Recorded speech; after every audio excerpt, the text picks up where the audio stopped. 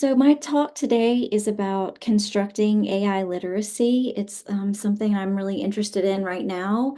As many of you noted in the chat, you are involved in kind of teaching AI literacy. I think many of us have found ourselves in that position. If you had told me, even just 3 years ago that this is what I would be doing, I would have laughed and said that there's no way. But life has a way of surprising us, and in many ways, the changes for me have been really, really good. And so basically, what it prompted me to do is to leave my academic job at Iowa State University and to co-found a company called Moxie, which makes generative AI tools for academics who are doing research writing. And so basically our chatbots are coaches. They coach you, they provide feedback, they do not write for you.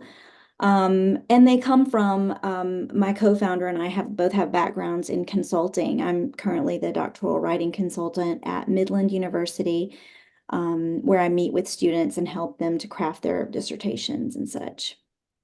So in the last couple years, I've been working to examine how generative AI kind of fits into the world that I was already working in, which is kind of applied corpus linguistics, data-driven learning, how we can use big data to train writers. Essentially, I'm really interested in writing at high levels in academia, mostly because I struggled so much as a writer when I got to my doctoral program. So it's coming from very much a place of describing what happens and not trying to prescribe. I think it's really interesting what we can learn from corpora and now from generative text.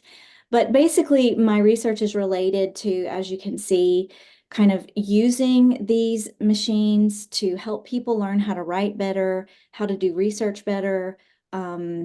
And yeah, my co-founder and I, Jessica Parker, have been quite busy, as you'll see. Um, so today, basically, I'm going to talk about kind of why AI is important right now in academia. And when I say academia, I mean that very generically. I guess really what I'm saying is in teaching and learning. I'll present an AI literacy framework that we're working on. Um, and then if I have time, I'll talk a little bit about constructivist learning and leave some time for Q&A. So basically what I've done is I've packed a lot into these slides. And so if I skip any, I'll share the PDF with you. And if I skip any, you can go back and look at them later. So if you see me skipping them, that's what I'm doing. I've also color coded many of them so that you can kind of come back to them and understand what they are. And what I was trying to do, the colors are my attempt to make a little bit better organization in the slides. Okay, so kind of the current landscape, I'm sure you've seen some of these very polarized headlines, shocking in some cases, about AI in higher ed or in any ed. And some of them, grab attention, highlight urgency. Some of them are clickbait, but they all discuss kind of AI's increasing influence in various sectors in education, and they emphasize this need for like timely engagement. Like we need to act now, we need to learn. And I think we're somewhat moving away from that, but I still see it. And then on the other hand, we have a lot of like really good frameworks and theories coming out of the academy right now. For example, Sarah Eaton is a Canadian scholar who does work in academic integrity, and she has a post-plagiarism framework. She argues that basically we're in a time where plagiarism needs to be redefined. And she has these 6 tenets, which for time's sake, I won't go over, but I encourage you to look at what she's saying here, which is basically like get used to it. Hybrid human AI writing is going to become normal, and we will have to redefine what plagiarism means, or we will have to look at it very carefully and sort of figure out what nuances we can tease out now that the landscape has changed. I'm also including here some information about equity in higher ed and resources for that, because as we learn about this, we have to hold kind of two conflicting ideas in our mind. And the first is that all data are biased, and all humans are biased. And the second is that we can approach, as biased humans approaching biased technologies, we can approach these tools in an ethical and responsible way, but we have to educate ourselves. And so there's a lot of strengths that happen with the application of generative AI. I'm thinking like workforce training, increasing employability, language learners. There's lots of pluses for language learners using tools to learn vocabulary, genres, idioms, grammar. Individuals who are neurodivergent can struggle, and sometimes they can benefit from working with generative AI. Lots of students can benefit from having AI as a conversational partner, which increases their self-confidence. That's one of the things we see at Moxie. Graduate students tend to have a lot of imposter syndrome. And when they are able to ask their questions and get feedback from a non-human, um, they can accept it with a less kind of personal defensiveness and really understand what the feedback is about, as opposed to hearing it from a human who may or may not have the patience to explain it, or who may not have been asked, because people don't want to ask questions because they're afraid that they will seem stupid. Um, so this is important because if we don't have a seat at the table to knowledgeably discuss AI and what it does and how it does it, then our voices will be drowned out and overshadowed by voices of companies like these, that market directly to students in very suboptimal ways, pitching their products as like humanizers who can make AI generated text undetectable. And that's one of the biggest questions I get asked is like, what about AI detection? I mean, what we know about these is that they're inaccurate. But besides that point, what companies are now doing is trying to kind of layer over more generative text on top of previously generated text to make it undetectable. And I don't know whether or not it works. I mean, honestly, I just think it's the wrong approach. It's the wrong question. Um, because we have to learn how to work with these ethically. We have to figure it out, just like we've learned ethically how to work with many other technologies. I mean, I can remember when we were panicked about Wikipedia, and would students use Wikipedia, and would they copy it into their writing? And we've navigated that and we've worked it out. So, it's messy right now. It's kind of muddy because we don't really know what to do, and people have a lot of fear, but we'll get through that. I'm sure we'll get through that, just as we have with many other technologies. And so one way that we can get through it is to understand really in a deep, deep way how to navigate it theoretically. And so this is adapted from Selber's 2004 Multiliteracies for a Digital Age framework. It has three kind of layers or aspects, and each one builds on the other. But functional is that smallest circle. It has to do with learning how to interact with AI in a very, very basic foundational way. It then expands into critical AI literacy, which is where you learn to evaluate, assess, and recognize bias, basically critical thinking skills about AI. And then finally, the largest circle is rhetorical AI literacy, which for me is essential because I work with writers. And so, rhetoric is about persuasion, about understanding the author audience purpose kind of connections. And so that's what I want to talk about today. Is I just want to give you a little sample of how to think about each of these layers, starting with functional. And as I said, I have a lot of slides. I may skip some of them because I'm watching the time. But I'm going to start with functional literacy. And so all the slides in the functional literacy set are this kind of salmon color. And the three subtopics I'd love to hit on today, but I'm going to go fast because my understanding is most of you have a sense of generative AI, is some terminology. What is generative AI? When we say generative, what does that mean? And then predictive text. So usually when I teach these basic kind of webinars, workshops, I talk about how each of these is different, how AI is different from machine learning, how machine learning differs from deep learning. And we can't really categorize them into these neat little boxes as I have here. So this picture is a little misleading because the lines are really blurry. But the point of this is in the center, the most advanced that we have right now that I'm going to talk about today is generative AI. And I use when I'm teaching an analogy of dog training, and because people don't understand what it means to train a machine, but they can understand what it means to train a dog. And basically, generative AI is like the kind of most advanced dog training that you might undertake, where the dog would then exhibit new behaviors based on what you had taught them in the past. And I have an analogy for each of these, but I'm gonna blow through that pretty quickly. And I got that from ChatGPT. I'm really not an AI expert, so to speak. I'm an enthusiast. I'm very curious. I read about it almost obsessively. But this is not something that I was taught other than my natural language processing classes in my doctoral program, and learning to write Python code. But really, I'm very much an applied person, researcher, and academic. And so generative AI is obviously like the greatest for me application because it's text-based. And we have images too, but my talk today is focused on text. So there's a lot of great YouTube videos, and I got this from one of them from IBM that talks about how there's basically three aspects to a large language model. And that is what we mean when we talk about generative AI terminology. We're talking about an interface that uses a large data set. It's called a large language model. And it's basically made up of three things. There's the data. So all of the text that is sitting in that black box that you often hear about.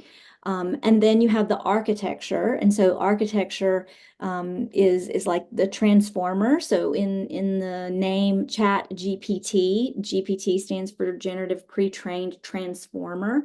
And that's just a type of deep learning model that has really revolutionized the way computers understand and generate human language. Unlike previous models.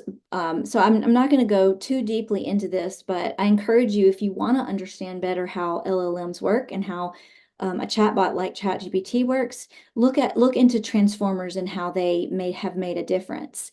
And then finally, training. And so that's training machine to machine and also human training, where humans go in and they say, yes, this generative text is appropriate and it's grammatically correct or it's contextually correct or not. And we can do this with object recognition. We can do it with images. We can do it with text. We can do it with any kind of training. But staying with this idea of like a large language model, one thing that I think people misconstrue is that when they hear AI, they think ChatGPT. And so I often will say an LLM is like a box of tissues. There's more brands than just Kleenex. And so, you might hear someone saying, I need a Kleenex. What they really mean is I need a tissue. And it's the same with AI and generative AI. And that's the other thing. We say AI when we mean generative AI. But these are all examples of companies' products that are chatbots that you can interact with that generate text. And so I try to always be model agnostic because these models have kind of characteristics, and I'll talk about that a little bit later. But how do they work? So basically they just predict text, right? And so the language model, which has a lot of information in it, so much information we can't really understand, I think, how much information. It's just predicting the next word. And so let's say that you have a context of a beautiful day. So in the context of a beautiful day, the color of the sky is probably blue, right? Maybe it's a 91% chance that the color of the sky is blue. But if the context is like a stormy day, then the next word predicted wouldn't be blue. It might be gray or something like that. And so that's essentially what that chatbot is doing, is it's just predicting text. It doesn't understand anything in the sense of a human understanding. It's just predicting the next word. And so where is it getting those words?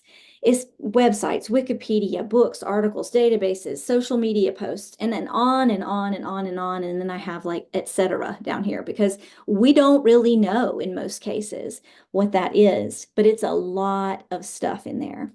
And so in academia, what may happen if you're looking for something like a source, or if you're trying to write something with ChatGPT, well, if you have something like a study links B decline to greenhouse emissions, the language model knows that academic text cites sources. And so it may cite a source like Smith et al. 2024. And if you're not connected to the internet in that moment in a database where you can verify, is that a real source? Then you really don't know what you're looking at. Smith et al. Could be completely hallucinated, completely made up. And so, hallucination is one of the things that people talk about. This is like a leaderboard. And you can see, I mean, these are high numbers, but that 3% rate, depending on what was in the back end corpus, if there's more conversational texts, websites, social media posts than there are academic texts, then that hallucination rate may be 3% for the whole thing as an average. But for an academic who's using it to generate academic text, it may actually be much higher. This is just an average. So one thing I say is just be really careful, because we don't know what's in the back end of that corpus. And so we don't know how much of it is academic versus any other type of text. And the other thing I tell people is, do not use ChatGPT 3.5, which used to be the free version. Now we have 4.0 that's Omni for academic purposes. 4.0 has some other problems I'm not going to get into, but I have some concerns about that and its ability to, well, anyway, I have some concerns. Let's just leave it at that. But these free models, they're free for a reason. So I think we just need to be really careful if we're using them for a very sophisticated, complex purpose like academic writing or research. Okay, I'm going to shift now and talk about critical AI literacy. I think this is extremely important in teaching and learning. We are always talking about critical thinking, getting our students to move beyond those lower levels of just memorizing or understanding and knowledge in Bloom's taxonomy, and getting them up to those higher levels where they really are critically engaging. And so for AI literacy, I'm going to talk about GIGO, garbage in, garbage out. I'm going to discuss application layers, or wrappers, you may have heard them called, where you have a language model and then you have another application like the internet or like an academic database on top. I want to talk about corpus representativeness. I have slides on privacy and environmental concerns. I don't know if I'll have time to get to those. These are not really in any way in priority order, but I think they're in order of like how we need to understand these things. And so again, you'll have these slides, you can go back and look at them later if I don't have time.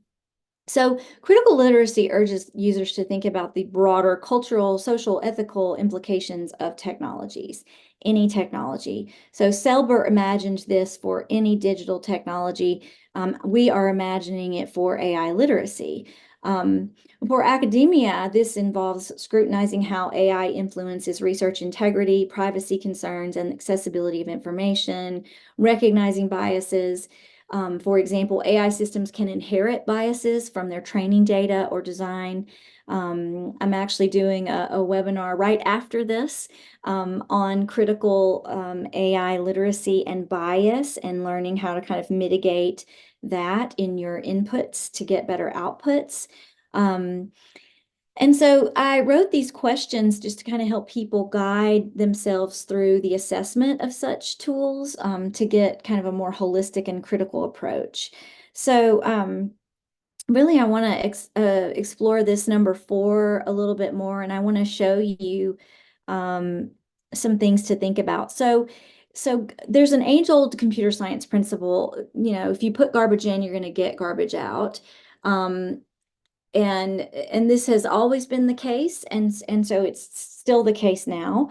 I think even more important than ever, it's this what you put in is really, really important. And so learning to educate yourself, I don't think you need to be a scholar of prompt engineering or spend a lot of money to take courses or anything like that. I think you just need to learn some basic principles of how AI works because it doesn't work like a normal software.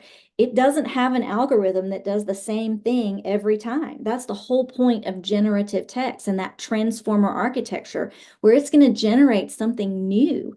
And so it's really important to understand how that all works together with your prompting.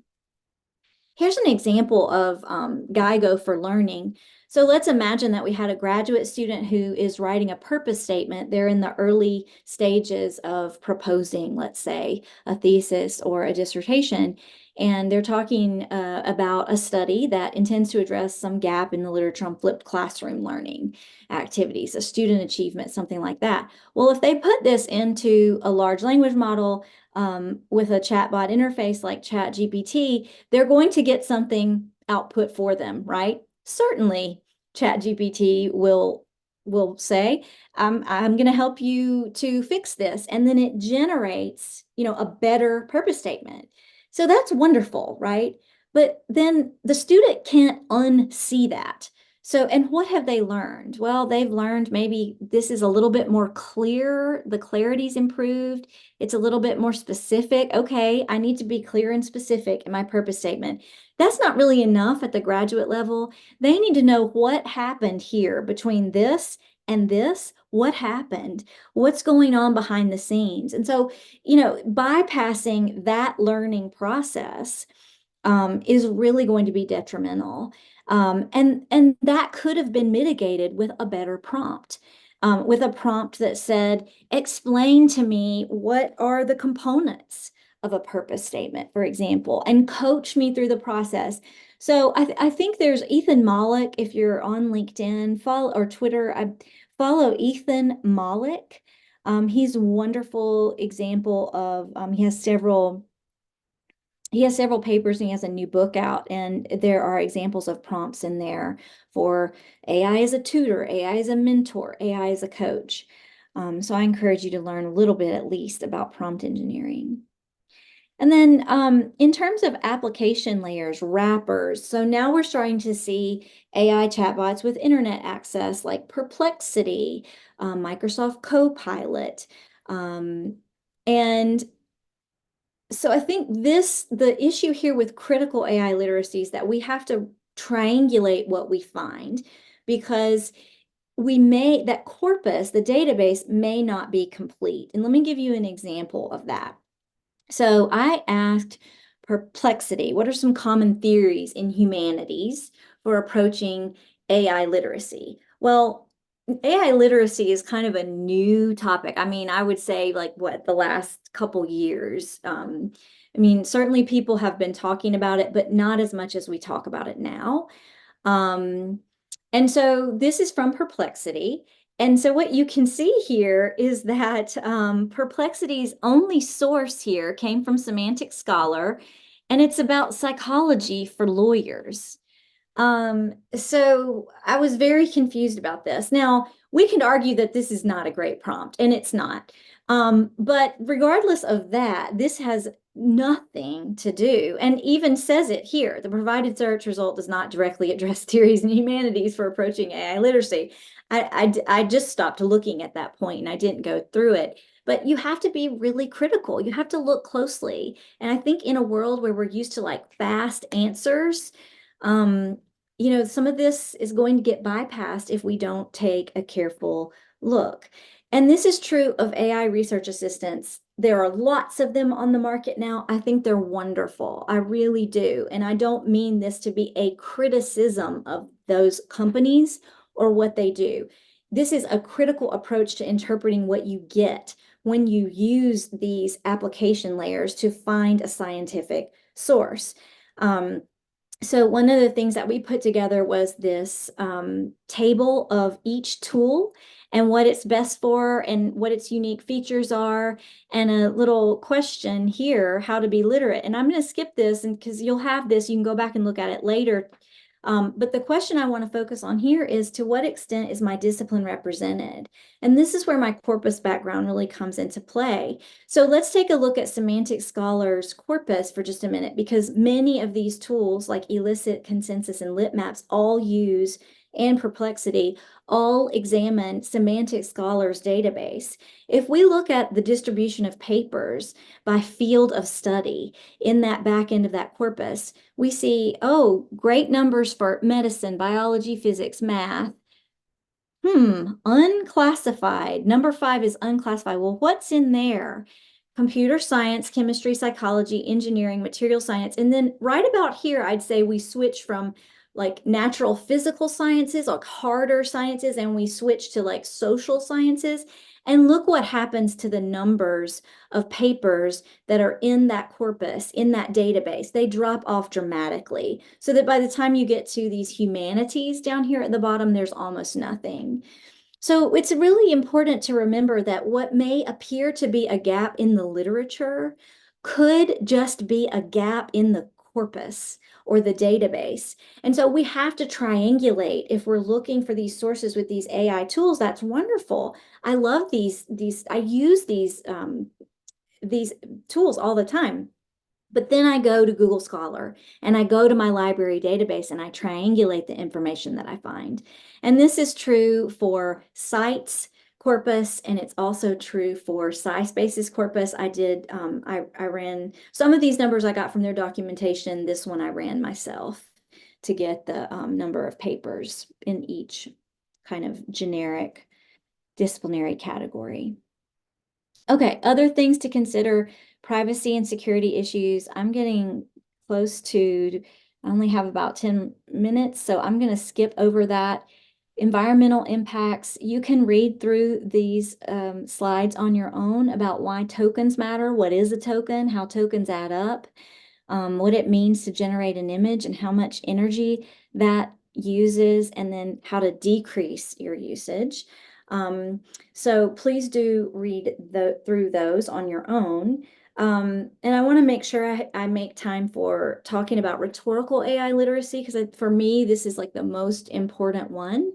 Some subtopics here are related to the subtopics of rhetoric, which are authors, audiences, and purposes, essentially. And so to talk about AI literacy, we basically have to kind of go back to what is rhetoric. And if you haven't had like a freshman composition class or some sort of basic writing class in a while, you may not remember rhetoric is the art of persuasion and studying techniques for informing or making arguments and motivating audiences. And I got that from Perplexity to show you that I use it all the time and I love it. I'm also sharing here more information about rhetoric with a press book, an open educational resource that you can go to if you want to find out more. But what I've done now is I'm breaking this section down into author issues, audience issues, and purpose issues. So in terms of authorship, one of the things that I hear people talking about a lot is like this, in this polarized way of like, well, are we going to use generative AI or are we going to have human writing? And I just don't think it's that black and white. I think it's much more of a spectrum. So for human writing, for example, we could have solely human writing with a hand and a pen. Putting pen to paper or putting text in a document. And then on the other end, we might have completely synthetic writing, where an AI, even now we have agents that can generate text for us. We don't even have to, at this point, necessarily ask them to do it or prompt them. We can set up an agent that will go and do a data analysis report. And so I have some examples down here of what may be an appropriate kind of genre or output to produce in those different areas. And then in the middle, we have like human in the loop writing and machine in the loop writing. And I have some ideas here for what I think is more appropriate. And so human in the loop writing means it starts with the human, and the human, maybe throws it to the machine, and then it comes back to the human, but it starts with the human and it ends with the human. Machine in the loop writing is a little bit closer to synthetic writing. Maybe you start with the machine and the machine tosses it back to the human, and the human does some writing and tosses it back to the machine. But the point is, we don't think about this in dichotomous, polarized ways. There's a spectrum of use. And within that spectrum, there are various use cases that are more or less appropriate in any given context or setting. So we can't think about it, in this black and white way. We really need some area of gray to fully consider authorship considerations. And then there is the issue of acknowledgement. So this is two blogs that are published on our Moxie blog, but were written by a colleague of mine at Iowa State, Dr. Kristen Terrell. And first she addresses, should I cite the tool? And then she addresses how. And I think people are often jumping to the how, and they're skipping over this question of like, well, should I even acknowledge this at all? I mean, do you acknowledge Grammarly? Do you thank Microsoft Word for its help in producing the formatting of your paper? So there are some instances where, I don't think you need to cite generative AI. And I think it's just unclear, as I said in the beginning, like it's muddy, it's kind of messy. Here's a paper that tells you how to explain AI's role. And I'm going to kind of quickly scroll through these. They even give you in that paper an example of a declaration of how you used AI tools for article drafting if you are a research writer trying to publish. And then we have purpose considerations. So this is related to this idea that each of these brands has a flavor to it. I'm not going to say a personality. I'm tempted to say a personality, but I'm going to say like it has characteristics. It has a flavor that is different. And so, for example, I love to use Claude for transforming angry emails. Sometimes if I'm upset about something, if I need to be very direct, I want to be careful with that. I want to be direct yet polite. And Claude is great at just sort of harmlessly shaping my language into something that's a little bit more polite, a little more indirect or distanced from the emotion that I feel as a human. I don't use ChatGPT for that. I use Claude for that. If I have a huge document, I use Gemini. So these are good for different things. And here's a kind of a use case checklist that you can examine about, why you might use some of these certain models in given cases. Audience considerations. So of course we have to consider like who's in our audience. One of my questions today for the hosts was, how AI literate is this audience, and where do they work? Academia, nonprofits, corporate institutions. Like I had no idea really. And so I needed to know that in order to cater to the audience. And so if you're going to use generative AI, just be careful. So for example, on LinkedIn, my audience on LinkedIn, my connected network is very, very much in this space of generative AI. And so if I use language that I have brainstormed, let's say, with a chatbot, they're going to recognize it. And I think that's fine. I don't care. I think when I need help with making something more concise, which I often do, as you probably will notice as I'm getting to my time limit, I use AI to help me get it more concise. And that's what I did in the case of this research article. I do a lot of summary of research articles, and I post that on LinkedIn. And immediately one of my connections wrote, I sense that you used an LLM to generate this. And I was like, yeah, of course I did. That's my whole background. That's what I do now is I teach people how to use it, and I use it.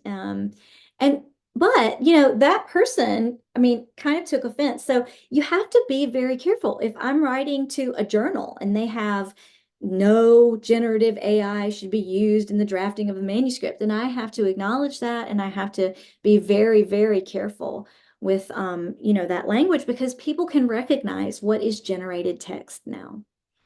Okay, I have a whole set of slides here on constructivist learning, but I am very close to my time limit. I want to be aware of that.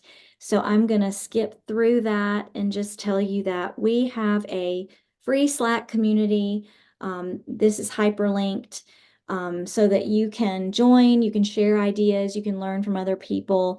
I encourage you to just talk to people and engage them, talk about responsible use, ask them how they're doing it, because that is really how we learn, is from each other. Thanks for your attention.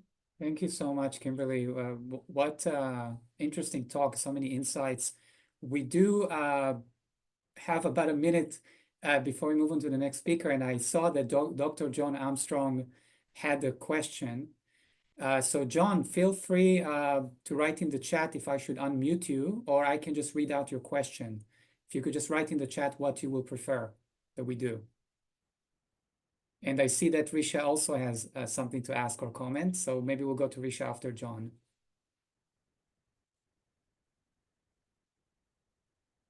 Okay, so I'm going to read out the question meanwhile, but maybe John, oh, just feel free to read. Okay, John, will do. So John has asked about, it says, I remember, and this is for you, Kimberly, I remember that ChatGPT used to be limited to data cutoff date of a couple of years ago, but nothing more current. Has that changed, maybe with the new 4.0 as well? Has that changed? And if not, are other LLMs more useful due to being more current? Yeah, ChatGPT, the paid version, level 4 Turbo, and 4 Omni, all are using an April 2023 cutoff, which I mean is still a year old, but no, originally ChatGPT's cutoff was like 2021, and they are more current now. The other ones, you can find that cutoff date in their documentation, and if you ask them, they will tell you. They will often say, oh, I'm just a chatbot and I have a cutoff date of X. And so, yes, ChatGPT does have a more updated cutoff date. The other ones, I don't know just off the top of my head, but their documentation would have that information. It's a great question. Yeah, very important question. And as you mentioned, that the information is available online if you want to check it out. But yeah, that's an important thing. Risha, you had something to comment or a question before we move on to Pat? Uh, Thank you so much. And there are so many questions, but because we are connected, so I think I will be able to, ask you. So AI shaming is one thing which I see, very rampant here, especially in India, And I am thinking of putting a disclaimer, in my signature line of email that I do use AI. So do you think we should not start doing this? A disclaimer kind of thing. You are muted. Yes, I'm Yeah. muted. Yeah, I think it's tricky. It's tricky because it depends. It's a question about power dynamics, really. I get this question from students all the time. And what I tell them is, I think you should talk about this. But I also have to say, when I say that, I speak from a position of power because I don't have a boss at this time who would chastise me. I'm not working under a professor writing my dissertation anymore. I'm not, so it's really tricky, but yes, I think we have to start talking about it. I think those of us who are in positions of authority have to start saying, here's how I use it, and here's how I know that it's ethical, and then show them step by step, students, interested people out in the community, even if you're not a teacher. I think it's very important for us to model that behavior in the same way that I model any type of ethical behavior. If I make a mistake, for example, I own it. I take responsibility for it, and I say that. It's a way that I model ethical behavior just in my professional and personal life. And so with this, in the same way that we had to learn to cite sources when we start doing academic work, and it's awkward for a little while, right? I don't know if you've ever seen like a student learning to use a source. in his or her writing, but it's often awkward. And so there's a developmental trajectory that happens. And I think right now we're just in the very start of learning how to acknowledge it. Thank you Thank so you. much, and thank you, Risha, for the question. I'll just throw out a comment, which is you were talking about AI literacy.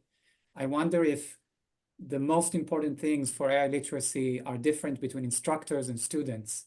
Mm-hmm. Of course, there's an overlap as well, but that's kind of an open question, which we don't have time to get into.